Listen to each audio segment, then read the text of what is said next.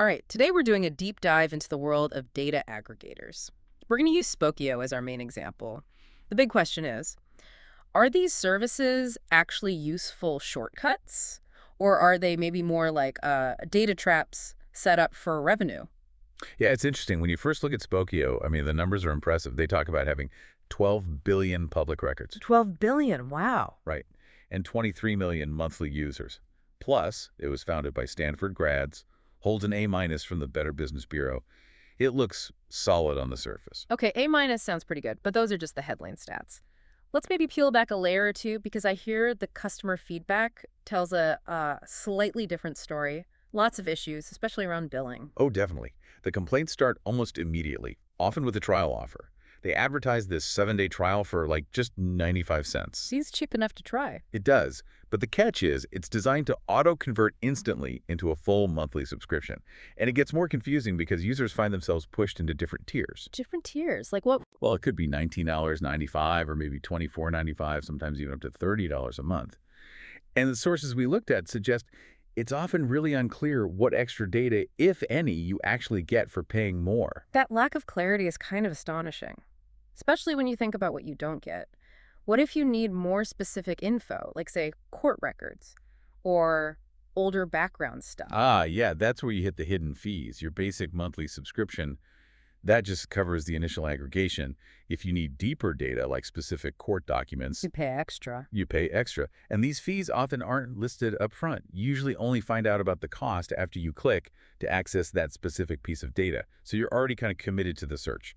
Wait a minute. So the pricing is murky, there are hidden fees, but you mentioned hundreds of complaints specifically about overcharging. What's that about? Right. This is a really specific pattern showing up in like over 500 Better Business Bureau complaints. People sign up for that 95-cent trial. And they report seeing another unexpected charge for a $1.95 pop up right alongside it, almost immediately. Okay, that's weird. And then, when the trial ends and the full subscription fee hits their card, say, the $24.95, and they call to complain or cancel and get a refund. They don't get the full amount back. Often not, no. The reports consistently mention getting only partial refunds, typically around $11. Instead of the full subscription charge they didn't want, it feels, almost engineered to keep some of the money. That sounds deliberately difficult. So if the business model seems built on these tricky fees and confusing billing, how do they justify providing information that people are constantly saying is inaccurate? Well, that gets right to the legal definition of what they are. Spokeo is very careful to operate only as a data aggregator, meaning they are not a consumer reporting agency. That's the key legal distinction, the loophole, really. They explicitly state they don't guarantee the accuracy of the data.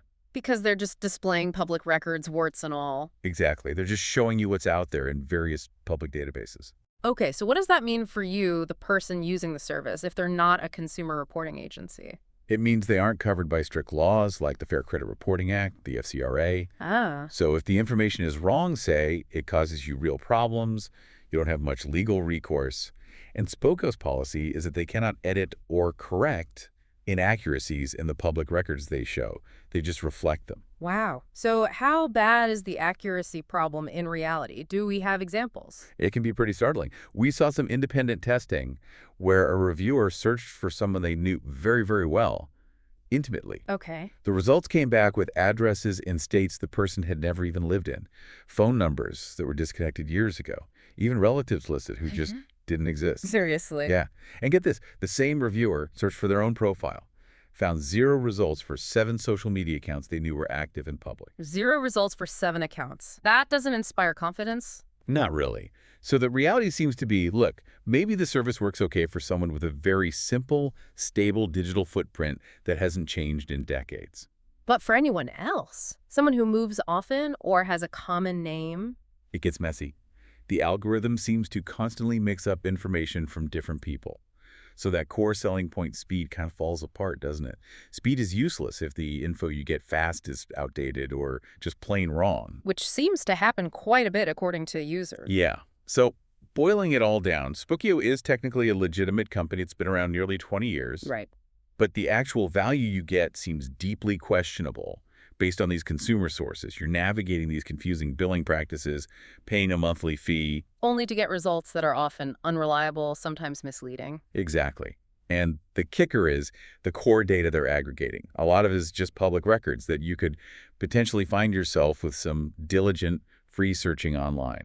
Which really brings us back to that fundamental question, doesn't it? If the main benefits are just speed and aggregation, but the result is frequently unreliable data, maybe even data mixed up between different people, are you actually saving time? Or are you just paying for fast, potentially wrong answers? It makes you think, how much trust should you put in fast data versus information you've taken the time to verify yourself? Definitely something to consider. Are you paying for convenience or just the illusion of it? A lot to think about there.